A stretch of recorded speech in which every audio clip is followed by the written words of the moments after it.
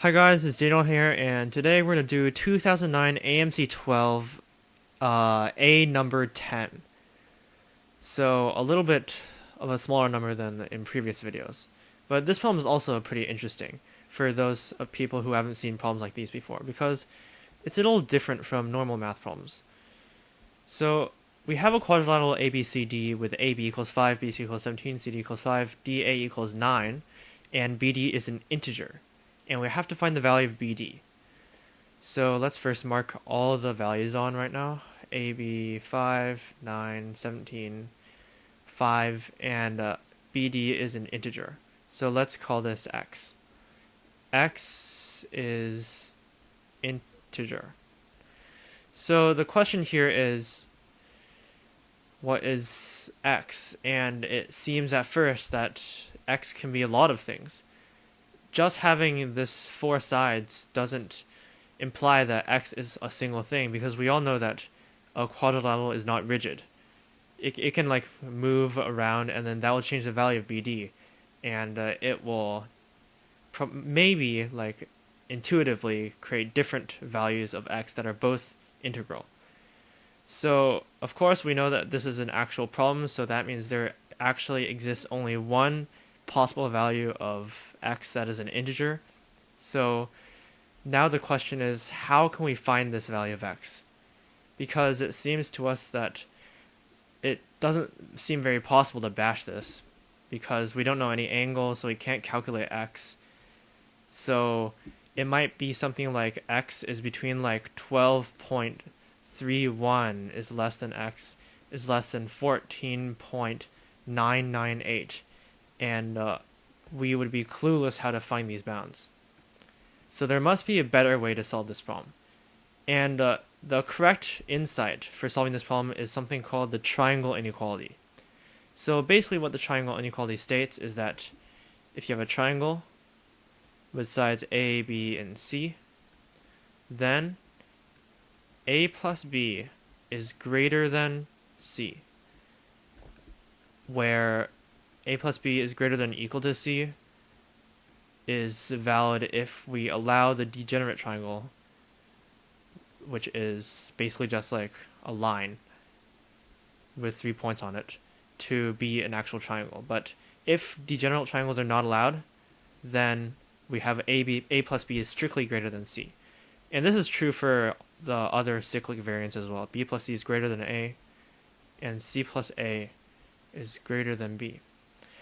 So when we want to see how to prove this inequality, it's actually, if you just look at it, it's true. Because think about it as going from this point B, to point A. So what is the distance you can travel to get from A to B? So one way would be to go to a straight line from A directly to B, and this has length C. Another way would be to take a detour from A to C, and then from C to B, which has length A plus B. But clearly the shortest length possible out of all possible paths from A to B is just the straight line path, which is C.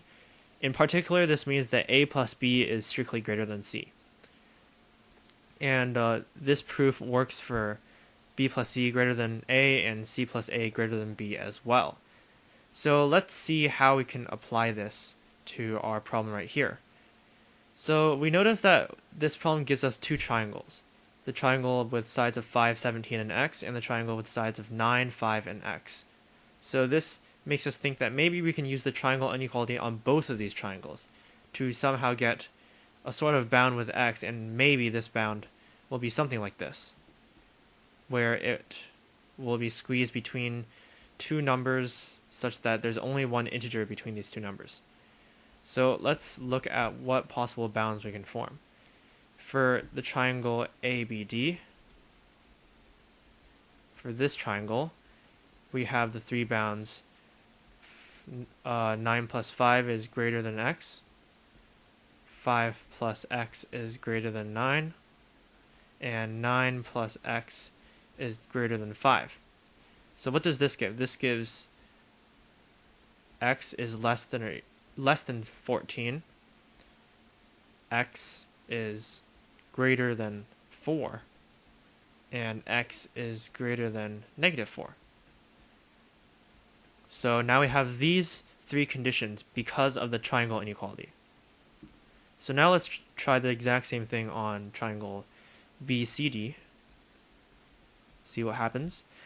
We have that 5 plus 17 is less than x. 5 plus x is greater than 17. And 17 plus x is greater than 5. And this implies that x is less than 23. Or sorry, not 23, 22. Apparently I can't do math. X is greater than 12, and x is greater than -12. Okay, so now we clearly see that out of these inequalities, this one's pretty useless because we have a bound of 4 already. So this one's also pretty useless. The x greater than 4 is useless because we have an x greater than 12 bound already.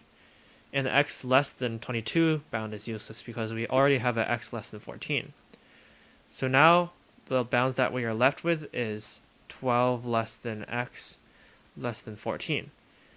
And just as we hoped, any number that's strictly between 12 and 14 is an integer must be equal to 13. We go back and see that 13 is indeed answer choice, so we are done. Hey guys, Zong here, back in another math video. Today we are going to be doing another AME problem, this time from 1995, problem 15. It's a probability question. So